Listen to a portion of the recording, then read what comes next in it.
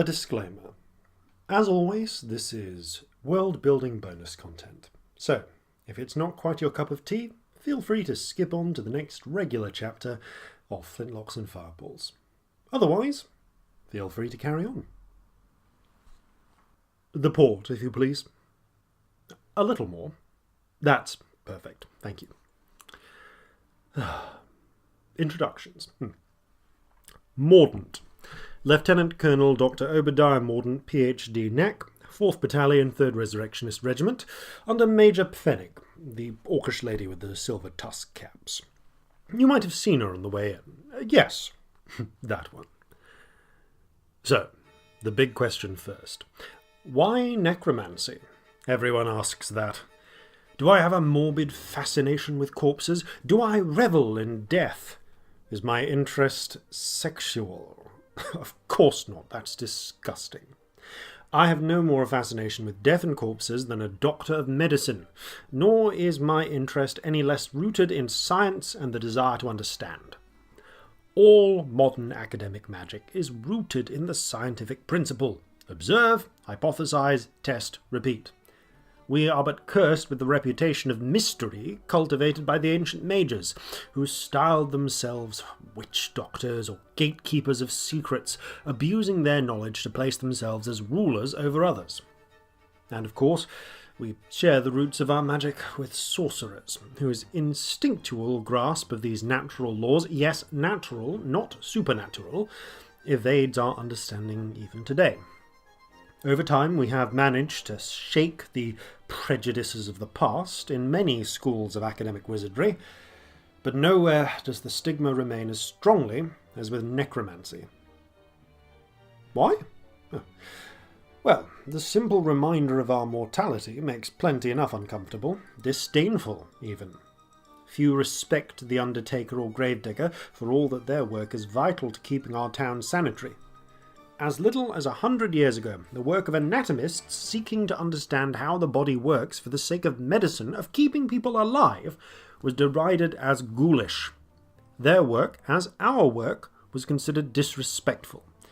Yet it is a well-established fact of theology that the soul departs the body upon death. A man's corpse is to his soul little more than a discarded set of clothes. The science of practical military necromancy simply puts those discarded clothes to fresh use. Huh? No. I see. A common misconception. When we reanimate a zombie or skeleton, we do not insert the soul of the departed back into their body, or indeed any other soul. Instead, we make use of a type of natural animating force. Have you ever witnessed a conjurer's elemental construct? I recall an incident following an earthquake where one of my colleagues, Dr. Entwistle, conjured what appeared to be a crude stone man from some fallen masonry and employed it to lift rubble and rescue trapped civilians. With rather less efficiency, and rather more thanks, than when I sent my own animates to do the same, I might add. Still, that elemental is an example of one of these animate forces given a simple, temporary form from a crude substance. It is these same animate forces that we make use of, but in a mostly intact corpse or a skeleton we have enchanted to have ethereal replicants of muscle tissue, they can sustain a form indefinitely without collapsing. It is also far easier, as the existence of spontaneous undead from unburied corpses proves that such animate forces naturally seek habitation. So, why didn't the Resurrectionist Regiments exist until the end of the 17th century? Control issues. Animate forces are well known to adopt something of the identity of the bodies they inhabit. This seems to cause problems with sensory overload, if left unchecked. Dr. Grelling's work on the subject theorised that in the case of undead, the once living forms impressed upon the animates a sense that they should feel hunger, despite having no metabolic requirement for such. and that if not suppressed, they become compelled to try and fill that hunger by consuming living things. This is not the only theory. Others have postulated that they feel phantom pain and attack the living out of pain-maddened frenzy, or that they feel phantom emotions. And since rage is a powerful basic humanoid emotion, they feel compelled to act it out. Regardless, it has long been an established practice in necromantic traditions to stabilize them once a day, using a spell that destroys any senses they might develop other than the needed ones, sight, hearing, and such. Before you suggest that this behaviour is unethical, I will point out to you that the same perceived madness occurs with elemental animates. Worse, even, for constant focus must be given by the conjurer to ensure that the elemental does not develop additional senses and go rogue from the perhaps traumatic experience of existing in a body that never possessed any of the native functions it emulates to begin with. If you think it cruel to give sight to a skeleton's vacant sockets, how much crueler to give sight to barren rock or roaring flame? The practical upshot is that a necromancer can only maintain complete control over a relatively small number of undead, perhaps a few dozen skeletons or zombies. This is hardly conducive to modern warfare. Although in more primitive times a necromancer might terrorize some local villagers and exact tribute, or else animate a large number of skeletons or zombies and leave them to go rogue in the proximity of a settlement or a fortification that they wish to destroy. Yet, such tactics can only serve as the simplest application of brute force.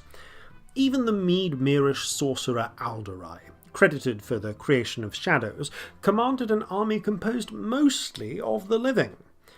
Instead, he created hordes he could not control to sow chaos amongst his enemies, then cleaned up with his disciplined living troops.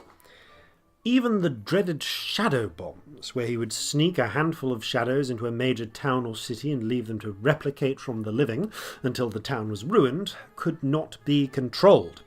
Alderai had to use necromantic wards and his living troops to clear the shadows from each city he destroyed this way, or else leave it forever as a haunted ruin. But in 1683, Dr. Wollstonecraft of the Grand Duchy of Thrine invented the necromantic repeater, an enchanted device which sustains the control spells on a dozen skeletons or zombies without the assistance of a necromancer.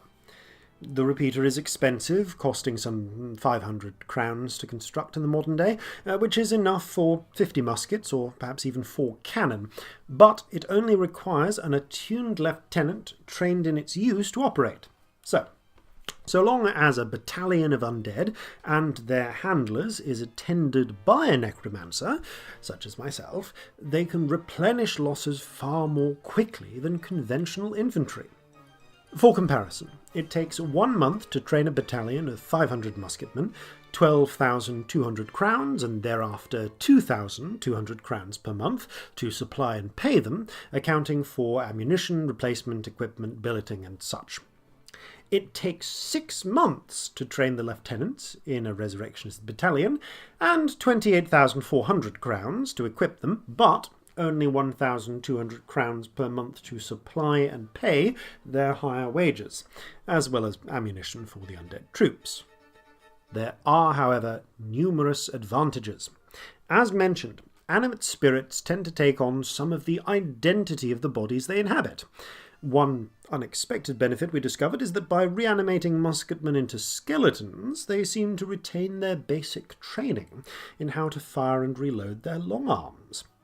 A skeletal battalion is as effective in combat as a living musket battalion, if not slightly more, because of their natural resistance to shot. Zombies seem to be too clumsy to maintain accurate ranged fire, but they can serve as a capable enough melee force. Unlike a skeletal section, which needs a handler to tell them when and where to fire and reload and give them specific tactical directions, the handler of a zombie section can instead point to a line of musketmen and command their zombies to charge, then retreat for cover themselves, and eventually get resupplied with fresh bodies by the battalion Necromancer. Will these zombies get destroyed on their way to the line infantry? Often, though not always. But the important thing is that they feel no fear or pain. Their morale will never break, and they have the advantage in melee. A line of musketmen must spend their focus and ammunition destroying a zombie advance, which can delay or distract them at a critical moment for other troops to make their move. If anything, the use of these truly expendable troops is far more ethical than sending living soldiers in to risk themselves on such a suicidal charge.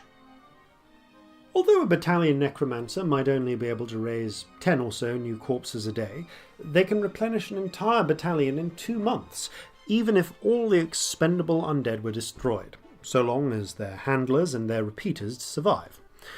And while you might be able to raise a new musket battalion back home in a month, we can do it in the field, on the front lines, without significant additional expense and retraining costs, to say nothing of the difficulty in getting your freshly trained battalion all the way to the front lines.